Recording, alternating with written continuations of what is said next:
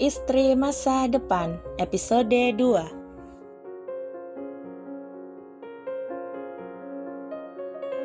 Lelah membersihkan segala penjuru ruangan, Evan akhirnya beristirahat sebentar di ruang tengah.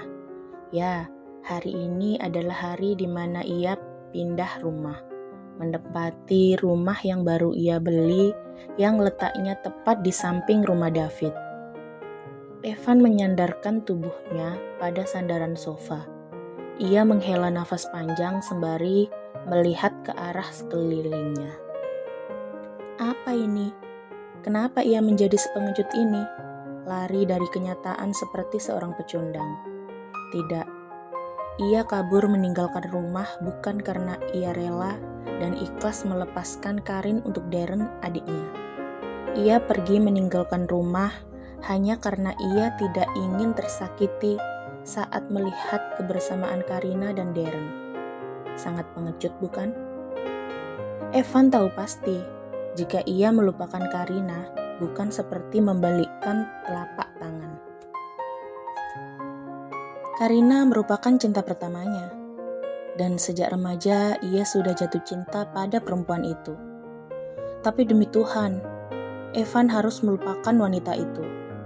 Evan akan melakukan apa saja asalkan ia mampu berpaling dari sosok Karina. Lamunan Evan buyar ketika ia mendengar pintu depan diketuk oleh seseorang. Siapa? Apakah David? Bukankah seharusnya temannya itu ada di kantor saat ini? Dengan sedikit malas, Evan bangkit menuju ke arah pintu depan lalu membukanya.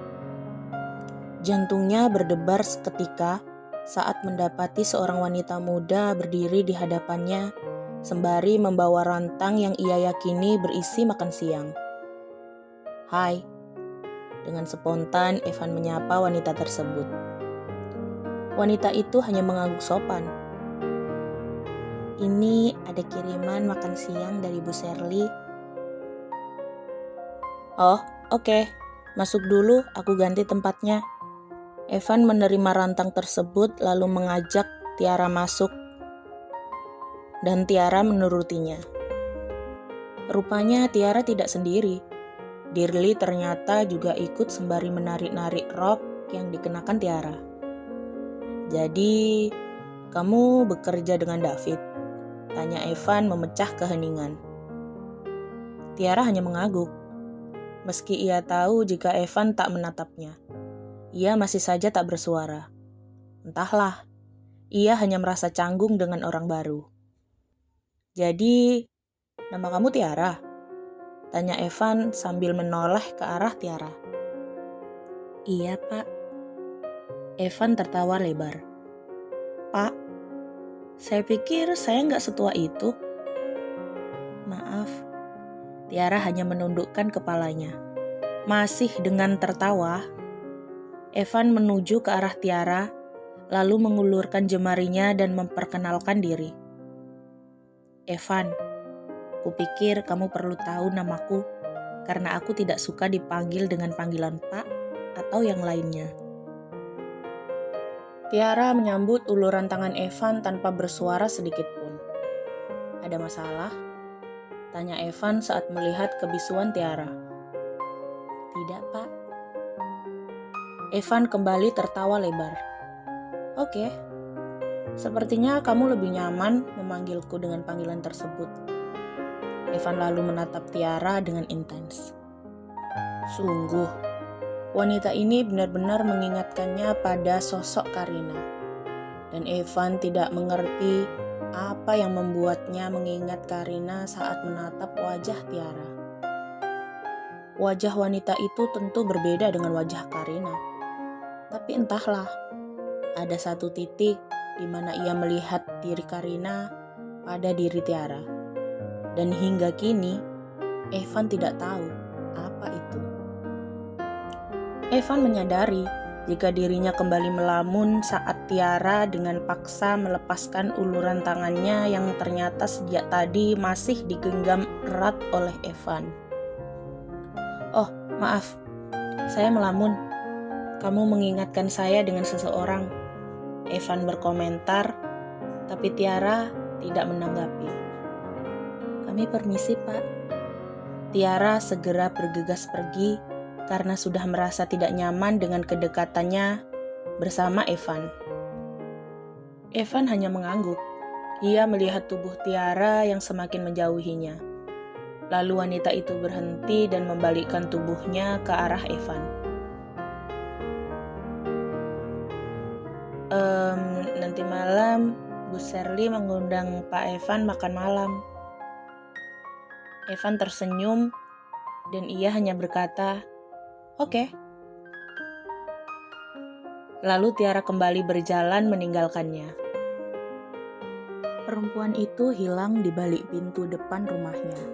Dan setelah Tiara tak ada lagi di hadapannya, Evan menghela nafas panjang. Jemarinya dengan spontan meraba dada kirinya. Dada yang sejak tadi seakan bertabuh kencang karena sesuatu. Sial, apa ini? Tiara, buka pintunya. Gedoran pintu kamarnya membuat Tiara beringsut di ujung ruangan. Kakaknya kembali menggila, dan Tiara sudah mengerti hal itu. Ini entah sudah yang keberapa kalinya sang kakak pulang dalam keadaan mabuk. Marah-marah tidak jelas. Bahkan kadang kakaknya itu berteriak-teriak seperti orang gila. Bang Radit, Tiara biasa memanggilnya seperti itu. Kakaknya yang kerjanya hanya sebagai supir taksi online. Namun kebiasaan buruknya membuat kehidupannya semakin terlilit hutang. Ya, apalagi jika bukan bermain judi. Saat setelah pulang bekerja, Bang Radit tidak segera pulang. Lelaki itu memilih menghabiskan waktunya di meja judi, bermain wanita, dan juga meminum minuman keras. Maka tak jarang, lelaki itu pulang dalam keadaan mabuk seperti ini. Buka, sialan. Astaga, meski begitu, kakaknya itu tak pernah semarah ini padanya. Meski sering mabuk-mabukan dan bermain perempuan, kakaknya itu seakan selalu dapat mengontrol diri saat berhadapan dengan dirinya. Namun, Tiara merasa jika itu berbeda dengan saat ini. Dalam hitungan kelima, kalau kamu gak buka pintu kamarmu, aku akan mendobraknya. 1. Tiara semakin ketakutan. 2. Dan akhirnya Tiara menyerah. Ia segera bangkit menuju ke arah pintu kamarnya, lalu membukanya. Berharap jika sang abang tidak marah lagi terhadapnya. Iya, Bang. Radit tersenyum. Ia mengusap lembut puncak kepala Tiara. Adik yang baik. Pakai bajumu yang paling bagus. Untuk apa, Bang? Jangan banyak tanya. Cepat ganti baju. Dan Tiara akhirnya hanya menurut saja apa yang dikatakan kakaknya. Tiara masih tidak menyangka jika kakaknya akan sekejam ini padanya. Sang kakak ternyata menyeretnya ke sebuah tempat hiburan malam, tempat di mana kakaknya itu menghabiskan uangnya untuk bermain judi. Dan kini, Tiara baru tahu jika sang kakak ternyata sudah memiliki hutang yang menggunung karena kebiasaan buruknya tersebut. Lebih gilanya lagi, sang kakak menyeretnya ke tempat ini adalah untuk menjadikannya sebagai pelunas hutang. Benar-benar keterlaluan. Rupanya, kamu memiliki barang yang cukup bagus untuk melunasi hutangmu. Si pemilik suara itu adalah lelaki parubaya yang lebih cocok dipanggil Tiara sebagai ayah.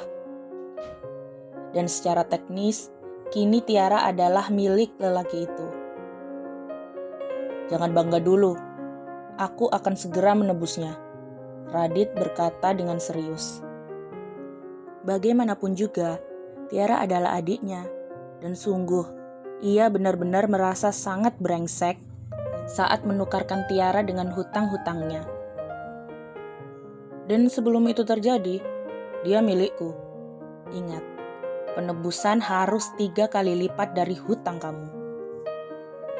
Bang, kamu gak serius dengan ini kan? Tiara merengek. Kamu tenang saja. Aku akan menebusmu nanti. Tapi kapan?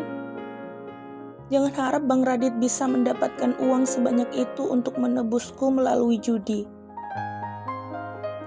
Tiara, Radit akan berbicara lagi, tapi ucapannya terpotong oleh geraman lelaki parubaya di hadapannya. Jangan banyak ngomong. Cepat, angkat kakimu dari sini. Lelaki itu memerintahkan anak buahnya untuk menyeret Radit pergi dari hadapannya. Bajingan.